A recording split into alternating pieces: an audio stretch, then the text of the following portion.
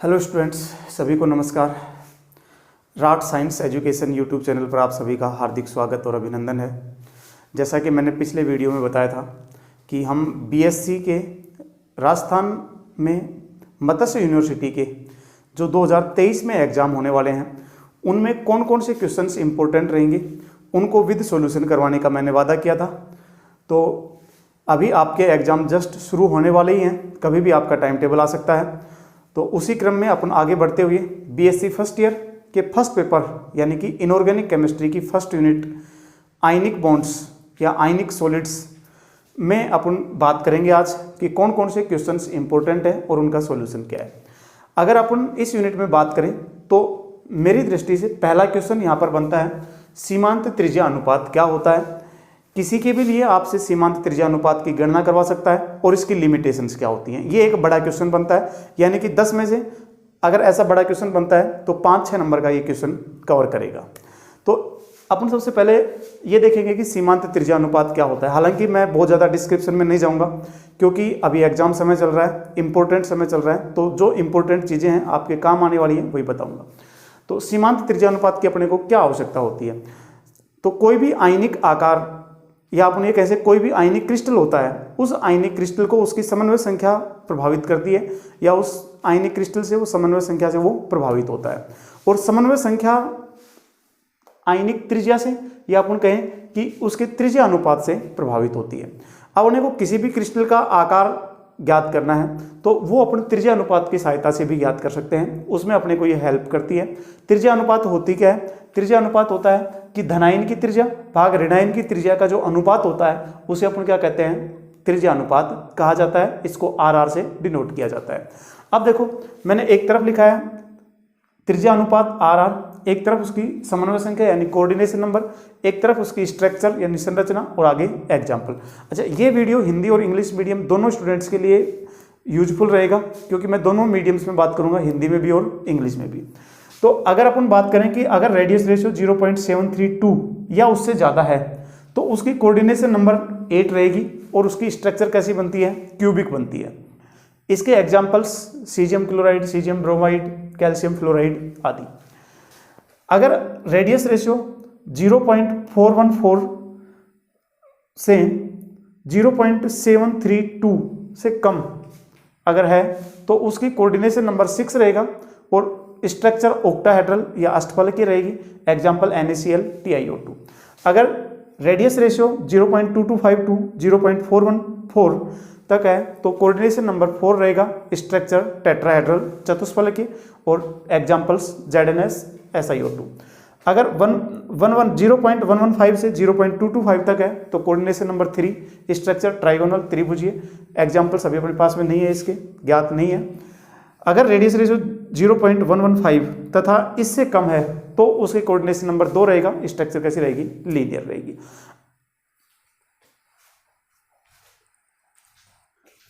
इनमें से सबसे पहले अष्टफलकीय संरचना के लिए त्रिज्यानुपात ज्ञात करेंगे। त्रिज्यानुपात ज्ञात करने से पहले अपने को 2-3 बातें ध्यान रखनी है। एक तो ये ध्यान रखना है कि ऋणायनों को इस प्रकार से व्यवस्थित करना है अपने को कि वो आपस में स्पर्श करते हुए रहें, प्रत्येक ऋणायन आपस में स्पर्श करता रहे और अब इनके केंद्रों को मिलाकर के एक संरचना बनती है। अपन इनके बीच में धनायन को रखेंगे तो धनायन के केंद्र और एक ऋणायन के केंद्र, धनायन के केंद्र और एक ऋणायन के केंद्र को आपस में मिलाना है और इसमें किसी एक अन्य बिंदु, जैसे यहाँ पे अपन ने एक P बिंदु ले रखा है, ऐसा एक बिंदु लेकर के समकोण त्रिभुज का निर्माण करना है। समकोण त्रिभुज का निर्माण करने के बाद में अब अपन यहाँ पर इनका त्रिज्या अनुपात निकालेंगे और त्रिज्या अनुपात में अपने को क्या निकालना है, धनायन की त्रिज्या और ऋणायन की त्रिज्या का रेशियो यानी कि इनका अनुपात निकालना है। तो अष्टफलकीय संरचना के लिए अपन सबसे पहले समकोण त्रिभुज से देखेंगे, समकोण त्रिभुज AOP से। समकोण त्रिभुज के लिए एक संबंध होता है कर्ण स्क्वायर इक्वल टू लंब स्क्वायर प्लस आधार स्क्वायर। तो इसी में OA square equal to AP square plus OP square, इसको अपन समीकरण 1 देंगे। अब अपने को इन तीनों के मान यहां से ज्ञात करने हैं कि यहां से देखना है डायग्राम में कि इन तीनों के मान क्या आएंगे। सबसे पहले अपन OA का मान देखते हैं, ये अपने पास में OA है तो यहां से अपने को स्पष्ट हो रहा है कि धनायन और ऋणायन की त्रिज्या का योग अगर कर दें तो किसका मान आ जाएगा, OA का मान आ जाएगा। AP ए पी ये रहा, अपने को डायग्राम से स्पष्ट दिख रहा है कि ए पी का मान क्या है आर माइनस, ओ पी ये ओ पी रहा। इस ओ पी को ज्ञात करने के लिए अपने को थोड़ी सी इस ए क्यू की सहायता लेनी पड़ेगी, क्योंकि जैसा डायग्राम में दिख रहा है कि जितनी ए क्यू का मान है वही लगभग क्या होगा ओ पी का मान होगा। और यहां से स्पष्ट हो रहा है कि ए क्यू का मान कितना है आर माइनस, तो ओ पी का मान भी कितना होगा आर माइनस। तो OP इज इक्वल टू क्या लिखा मैंने, AQ इज इक्वल टू क्या होता है आर माइनस। इनको संयुक्त रूप से अपन ने क्या दे दिया इक्वेशन नंबर 2। इक्वेशन 1 में इक्वेशन 2 से अपन क्या रखेंगे मान रखेंगे। जब मान रखेंगे तो OA इज इक्वल टू क्या आ गया are plus plus are minus का square is equal to AP is equal to क्या आ गया आर माइनस का square, OP is equal to क्या आ गया आर माइनस का स्क्वायर। ये एक है और ये एक, इन दोनों को योग करेंगे तो क्या आ जाएगा 2। तो r plus plus are minus square is equal to 2 r minus का स्क्वायर। यहां से इनका वर्गमूल लेंगे अपन, रूट करेंगे तो यहां से स्क्वायर हट जाएगा, यहां से स्क्वायर हट जाएगा और ये 2 किस में आ जाएगा रूट में आ जाएगा। R plus plus are minus is equal to root 2 r minus. अब यहां से अपन आर प्लस को तो इधर रख लेंगे और आर माइनस को इस साइड में ले जाएंगे, तो r plus is equal to 2 r minus minus r minus. अब यहां से अपन इनमें से दोनों में आर माइनस है तो आर माइनस को कॉमन ले लेंगे, आर माइनस को कॉमन लेंगे तो यहाँ पे रूट 2 माइनस 1, रूट 2 की वैल्यू अपने को पता है 1.414 होती है। अगर अपन आर यहाँ से निकालें तो इसका मान कितना बचेगा 0.414। अब इस आर माइनस को क्या कहाँ लेके आएंगे आर प्लस के नीचे, जब ये आर माइनस इधर आएगा तो, और आर प्लस और आर माइनस के रिलेशन को अपन क्या कह रहे थे रेडियस रेशियो आर आर, और ये कितना आया अपने पास में 0.414, यानी कि ऑक्टाहेड्रल के लिए मिनिमम रेडियस रेशियो, न्यूनतम रेडियस रेशियो या न्यूनतम त्रिज्या अनुपात अष्टफलकीय के लिए कितना आएगा 0.414। ये एक इजी साक है, आपसे एग्जाम में पूछा जा सकता है, इंपॉर्टेंट है। तो अब हम देखेंगे घनीय संरचना के लिए त्रिज्या अनुपात। तो घनीय संरचना के लिए त्रिज्या अनुपात में अपन इनको घनीय रूप से व्यवस्थित करेंगे ऋणायनिक गोलों को, और बीच में वही धनायन लगाएंगे। तो घनीय रूप से यानी कि प्रत्येक कोने के ऊपर एक एक ऋणायन और बीच में जो स्पेस रहेगा वहां पर धनायन लगाएंगे। तो जब प्रत्येक के ऊपर एक एक ऋणायन लगाएंगे तो ये आपस में स्पर्श करते हुए रहेंगे, तो जो इसकी एक भुजा है, एक एज है, उसकी टोटल उसका मान कितना रहेगा r minus plus are minus, that means 2r minus. तो यहाँ पे अपन लिख सकते हैं कि 2r माइनस, यानी कि घन की प्रत्येक भुजा का यहाँ पर मान कितना है 2r माइनस। अब यहाँ पर धनायन के केंद्र और ऋणायन के केंद्र बिंदु को मिलाते हैं और यहाँ से यहाँ पर एक लंब डालते हैं OP, और यहाँ से OP के ऊपर लंब डालने के लिए एक विकर्ण लगाते हैं AC। तो यहाँ से एक समकोण त्रिभुज बनाते हैं अपन AOP। तो समकोण त्रिभुज AOP से OA वही अपन रिलेशन कर्ण स्क्वायर इक्वल टू आधार स्क्वायर प्लस लंब square, OA square plus OP square plus AP square, equation number first. अब अपने को वही इन तीनों के मान ज्ञात करने हैं। अब अपने को OP का मान और OA का मान इनका तो स्पष्ट रूप से दिख रहा है भाई, ये अपने पास में OA का मान, तो यहाँ का मान तो क्या आ गया आर माइनस, और ये किसका आ गया आर प्लस, दैट मीन्स धनायन और ऋणायन की त्रिज्या का योग, तो r plus plus are minus. अब OP का मान देखो, ये OP है तो ये किसी भी भुजा का आधा है, ये किसी भी भुजा का कितना है आधा। तो OP इक्वल टू क्या हो 1/2 AH, अपन ने AH लिया, कोई भी भुजा ले सकते हैं अपन, FC भी ले सकते हैं, GD भी ले सकते हैं, कोई सी भुजा ले सकते हैं, उसका क्या होगा आधा। और पूरी भुजा का मान चूंकि कितना है 2r माइनस, तो आधे का कितना होगा r minus. AP is equal to 1/2 AC।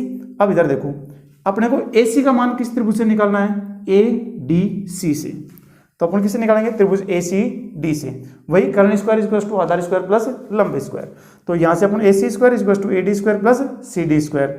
अब AC का मान अपने को निकालना है, तो AD का मान और CD का मान, AD का मान और CD का, इसका भी कितना है 2r माइनस, इसका भी कितना है 2r माइनस, तो दोनों का क्या होगा 2r माइनस। तो अगर अपन स्क्वायर करेंगे तो 4r square minus 4r square minus, total करेंगे तो 8r स्क्वायर माइनस। अब AC का मान निकालेंगे तो r इसका रूट करेंगे तो 8 का क्या हो जाएगा रूट।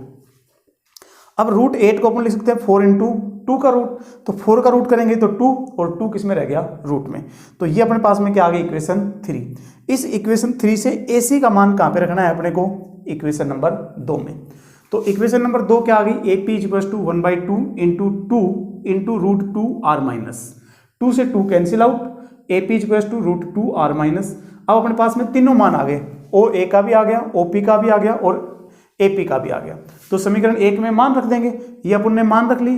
इनको जैसे अपन हटाएंगे तो आर स्क्वायर माइनस का ये कितना आ जाएगा, √2 का स्क्वायर करेंगे तो 2 और आर का r square minus, 2 r square minus और 1 आर स्क्वायर माइनस, टोटल कितने हो गए 3 आर स्क्वायर माइनस।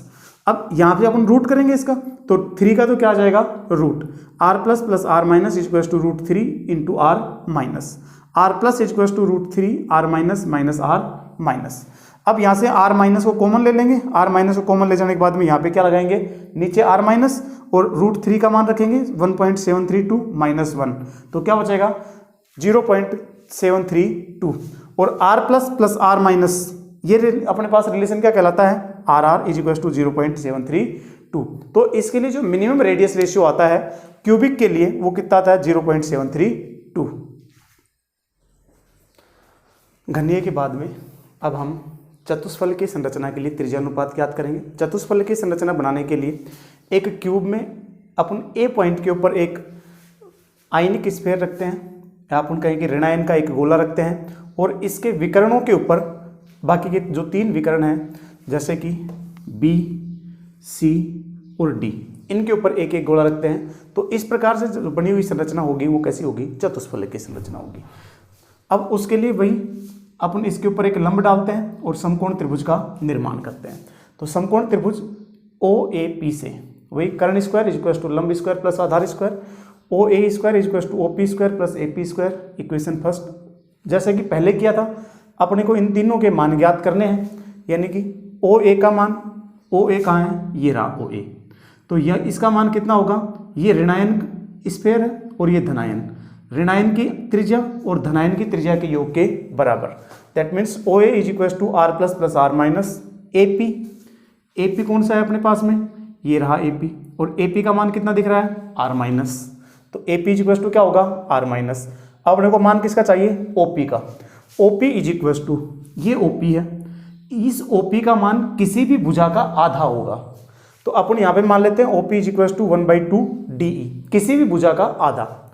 तो अब अपने को DE का मान चाहिए, और DE का मान कहाँ से निकालेंगे अपन, ये DE है, तो अपन किसी भी एक भुजा का मान निकाल लें तो अपने पास में किसका आ जाएगा, DE का। तो अपन यहाँ पर इस त्रिभुज को काम में लेंगे ADF, तो त्रिभुज ADF से वही AD square is equal to AF square plus DF square. तो अपने को पता है कि सारी भुजाओं के मान बराबर है, तो DF is equal to AF is equal to DE, यानी कि ये भी DE के बराबर है और ये भी DE के बराबर है, तो DF is equal to AF is equal to DE। तो इसको अपन क्या लिख सकते हैं, एक DE स्क्वायर और ये DE स्क्वायर, तो ये कितने हो गए 2DE स्क्वायर। अब यहाँ से अपन रूट लेंगे तो 2 का तो रूट आ जाएगा और DE आ जाएगा। अब DE का मान अपने को ज्ञात करना है, तो DE इज इक्वल टू, ये √2 इधर जाएगा तो किस में आ जाएगा, नीचे 1/√2 इंटू AD।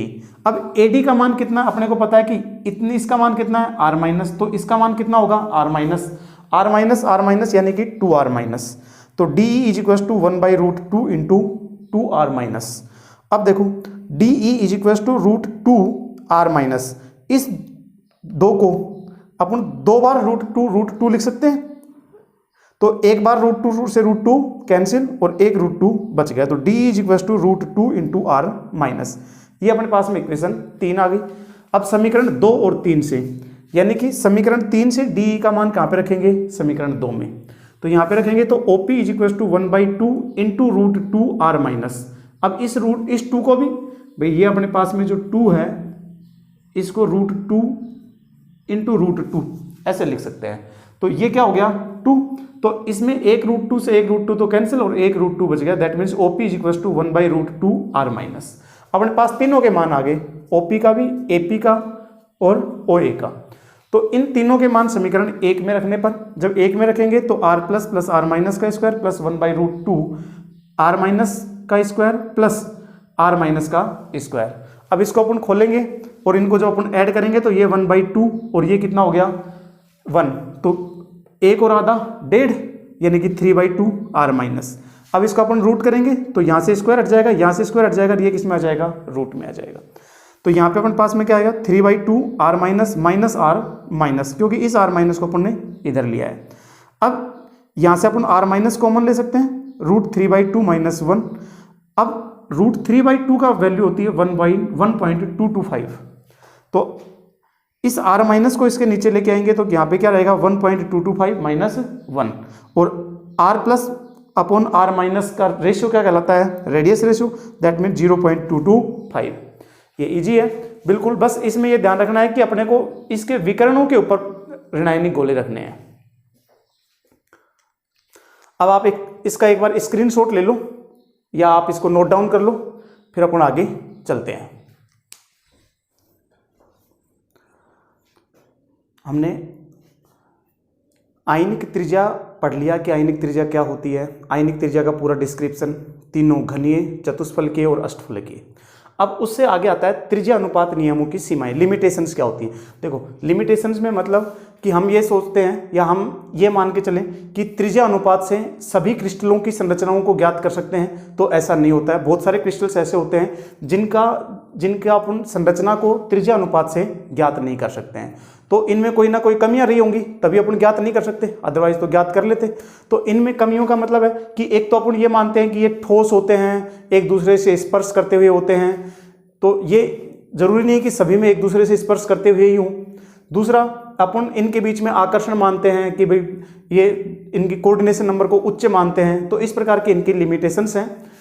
इससे आगे यानी कि त्रिज्या अनुपात के अलावा इस यूनिट में आपको और क्या पढ़ना है, एक जालक ऊर्जा, जिसमें अपन बोर्न-हैबर चक्र और बोर्न-लिंडे समीकरण पढ़ते हैं। तो जालक ऊर्जा यानी कि जब अपन किसी भी आयनों से किसी जालक का निर्माण करते हैं तो उसमें निकलने वाली जो ऊर्जा होती है वो क्या कहलाती है, जालक ऊर्जा कहलाती है। उसके अलावा धात्विक बंध, उसके अलावा हाइड्रोजन बॉन्डिंग कि भाई हाइड्रोजन बॉन्डिंग कितने प्रकार की होती है, उसके प्रकार, उसके महत्व, उसके रीजनिंग क्या क्या बनती हैं ये, और उसके अलावा आयनिक क्रिस्टलों में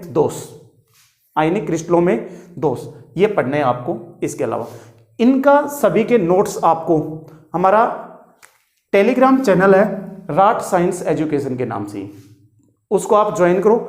उस rot science education Telegram channel के ऊपर आपको इन सभी के नोट्स मिल जाएंगे, डिस्क्रिप्ट नोट्स मिलेंगे, तो जो कि आपके एग्जाम में बहुत ज़्यादा महत्वपूर्ण होने वाले हैं। तो मैंने आपको यूनिट नंबर 1 में क्या क्या इंपॉर्टेंट है और कहाँ से क्वेश्चन आ सकता है वो मैंने आपको बता दिया है। अब आप चैनल को सब्सक्राइब कर लो और नोटिफिकेशन ऑन कर लो, लाइक कर दो, शेयर कर दो, ताकि अगले वीडियोज आएँ तो तुरंत आपके पास नोटिफिकेशन आ जाए। एग्जाम समय में भी जब आपके एग्जाम चल रहे होते हैं तो कई बार ऐसे लगता है कि यार ये क्वेश्चन ज़्यादा इंपॉर्टेंट है, कल आ सकता है ना, तो वो क्वेश्चनों का भी नोटिफिकेशन या उस क्वेश्चन का भी आपको उस समय पे भी बता दिया जाएगा कि ये क्वेश्चन जो है इस यूनिट में ज़्यादा इंपॉर्टेंट है या ये क्वेश्चंस हैं इंपॉर्टेंट है, तो आप उनको उस टाइम पर भी लर्न कर सकते हो। तो आपको तुरंत सूचना मिले इसके लिए आप चैनल को सब्सक्राइब करो, शेयर करो, सभी के पास में शेयर करो ताकि सभी का भला हो जाए। धन्यवाद, बेस्ट ऑफ लक।